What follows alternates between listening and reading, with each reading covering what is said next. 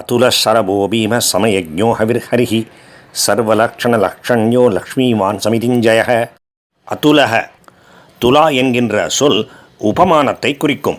ஏதோ ஒரு விஷயத்திலே ஒன்றுக்கு சமமான இன்னொன்றை உதாரணமாக குறிப்பிடுகின்றோம், உபமானமாக குறிப்பிடுகின்றோம். அது துலா எனப்படும்.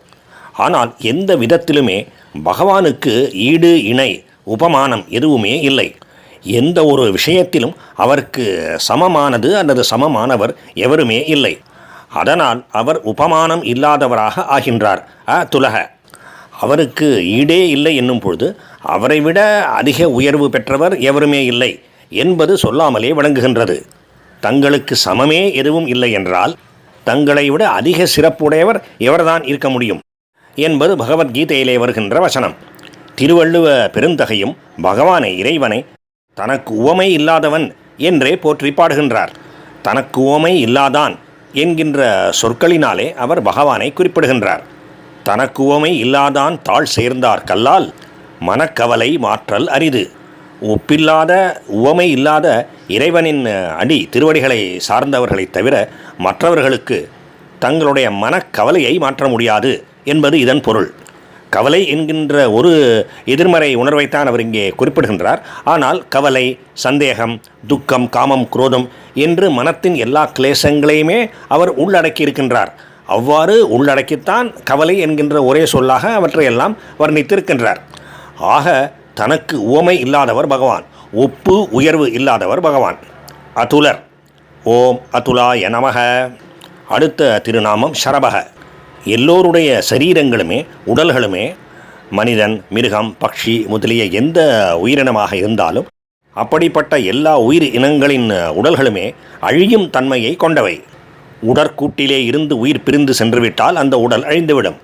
இவ்வாறாக அழிகின்ற தன்மையை கொண்டிருப்பதாலே உடல்களுக்கு, சரீரங்களுக்கு ஷராக என்று பெயர். ஆனால் அந்த சரீரங்களுக்குள்ளே பகவான் வசிக்கின்றார். அதனால் அவர் ஷரபக என்கின்ற திருநாமத்தை பெறுகின்றார். ஓம் ஷரபாய நமக. பீமக. பகவான் எதுவும் செய்ய வல்லவர். எல்லோருக்குமே அவர்தான் பகவான் இறைவன். இதனால் பகவான் நமக்கு அடுத்து என்ன செய்ய போகின்றாரோ என்று எல்லா உயிர்களுமே அவரை கண்டு அவரை நினைத்து நடுங்குகின்றன, இறைவனிடம் அஞ்சுகின்றன.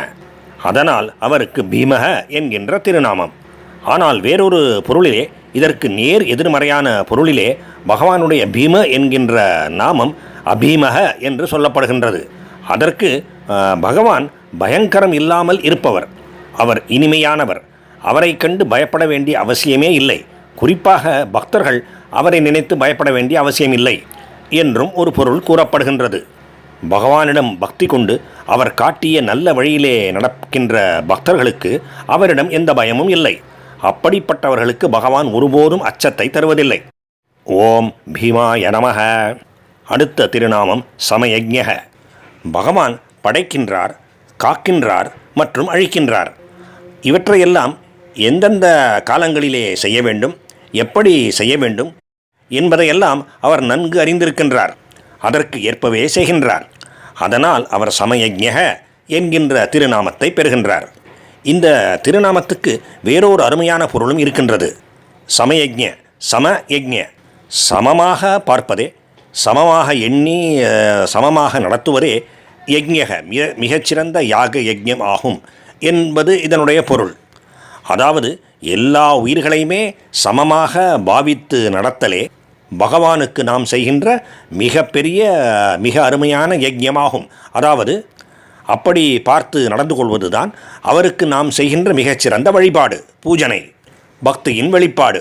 அப்படிப்பட்ட மனநிலையிலேதான் பக்த பிரகலாதர் எப்பொழுதும் இருந்தார் என்பது உங்களில் பலருக்கு தெரிந்திருக்கும். சமத்துவம் ஆராதனம் அச்சுதஸ்ய. சமத்துவம் ஆராதனம் அச்சுதஸ்ய. அச்சுதனுக்கு ஆராதனம் வழிபாடு, சிறந்த பக்தியின் வெளிப்பாடு எது என்றால் சமத்துவம். சமத்துவம் ஆராதனம் என்று அருளி செய்திருக்கின்றார் பிரகலாதர். அப்படி சமத்துவத்தையே தன்னை ஆராதிக்கின்ற மிகச்சிறந்த யஜ்ஞமாக கொண்டிருக்கின்ற ஸ்ரீ மகாவிஷ்ணுவுக்கு நமஸ்காரம். ஓம் சமயஜ்ஞாய நமக. பகவானின் அடுத்த திருநாமம் ஹவிர்ஹரிஹி. எந்த தேவதையை உத்தேசித்து எந்த யாக யஜ்ஞங்களை செய்தாலும் நேரடியாகவோ மறைமுகமாகவோ அவற்றையெல்லாம் பகவானாகிய ஸ்ரீ மகாவிஷ்ணுவே ஏற்றுக்கொள்கின்றார். எனவே எல்லா யாகங்களிலுமே ஹவிர்பாகத்தை மகாவிஷ்ணுவே பெற்றுக்கொள்கின்றார் என்று ஆகின்றது. எல்லா யாக யஜ்ஞங்களுக்கும் அவரே போக்தா, ஏற்றுக்கொள்பவர், ஏற்று உண்பவர். அவரே பிரபு, தலைவர், ஈஸ்வரர். பகவத்கீதையிலே பகவான் கூறுகின்றார், அகம் ஹி சர்வ யஜ்ஞானாம் போக்தா ச பிரபுரேவ ச. அகம் ஹி நானே சர்வ யஜ்ஞானாம் போக்தா, எல்லா யஜ்ஞங்களையும் ஏற்றுக்கொள்பவன். ச பிரபுரேவ ச, மேலும் பிரபு, அந்த யாக யஜ்ஞங்களுக்கெல்லாம் நானே தலைவன். இந்த திருநாமத்தை இரண்டாக பிரித்தும் சொல்லலாம், ஹவிஹி ஹரிஹி. யாகங்களிலே ஹவிஸை பெற்றுக்கொள்வதற்காக இவர் அழைக்கப்படுகின்றார். அதனால் இவர் ஹவிஹி.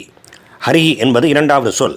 அவரை நினைத்த மாத்திரத்திலேயே பக்தர்களுடைய பாவங்களை எல்லாம் அழித்து ஒழிக்கின்றார்.